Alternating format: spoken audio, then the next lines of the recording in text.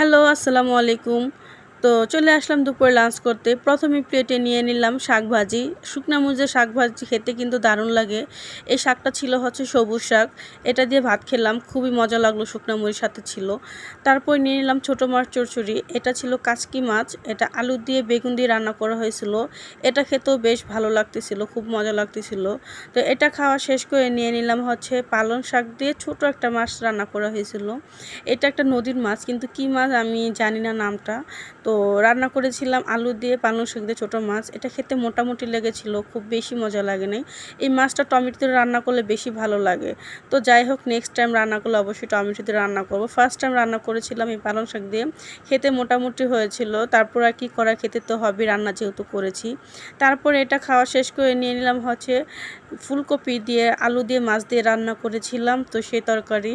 তো এটা দিয়েও মাখিয়ে ভাতটা খেয়ে নিলাম। তো আলহামদুলিল্লাহ, এটাই ছিল আজকে আমার দুপুরের খাবার।